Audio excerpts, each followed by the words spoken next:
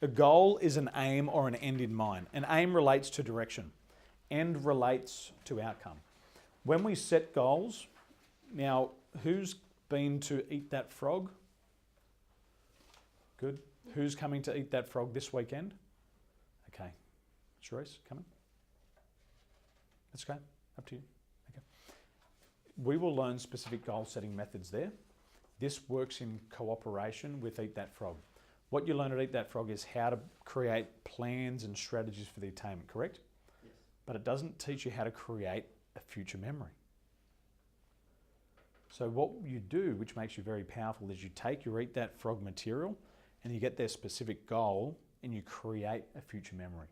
So let's recap on SMART goals. They have to be specific and simple. I just want you to put a little dash beside specific and simple and write down a 6-year-old must be able to understand your goal.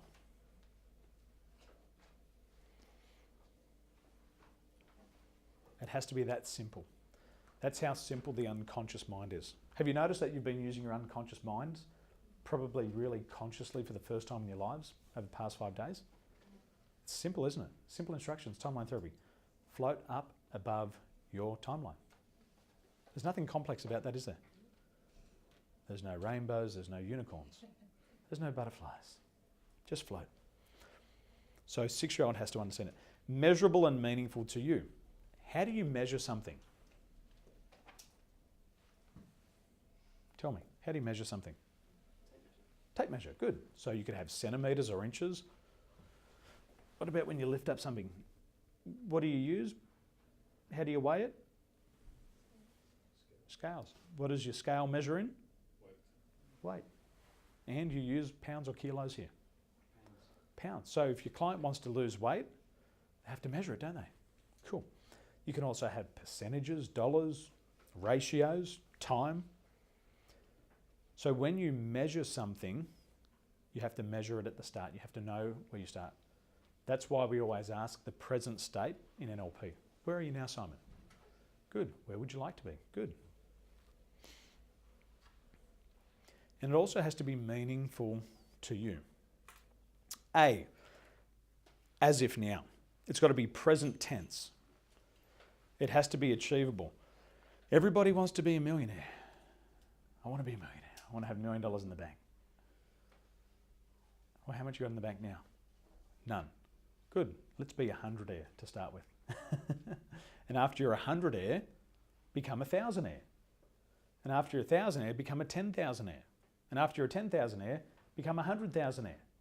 And then become a 200 and a 500 and a 750,000-aire. Then you can become a millionaire. But there's a big gap. But you have to help your clients understand what they really want. What do they think a millionaire, being a millionaire, is going to give them? You might be able to get, this is what you want, but you become the illusion of the home. Making sense? So you're here to free people's minds. Realistic, everything in consideration. So when they're setting goals, I want to be an astronaut. Katie May, you want to be an astronaut? Nope. But some people say, I want to be an astronaut. How many astronauts go to the moon every year? Every 10 years? Do people set themselves up for failure all of the time? Yeah. They come to network marketing and say, I want to earn 6 figures in the next 6 weeks. And they disappoint themselves. You're better off to earn £6 in the first 6 weeks and let that be a goal, then earn £60. Then, after a couple of months, earn 600. Then go to 6,000. Or they'll set themselves up for failure and the self-sabotage mechanism will kick in. It's got to be responsible and ecological. It's got to be good for yourself, good for your family, good for your community, good for your business. All of those things. It's got to be timed. It has to have a defined end date. Then it has to be towards what you want. This is pain versus pleasure. I want to be debt-free. You want to do all that hard work to get nothing?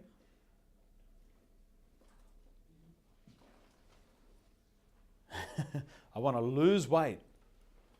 Tell me something that you've been happy about losing before, Sue. Have you lost money? Did you feel good about that? No. Bless you.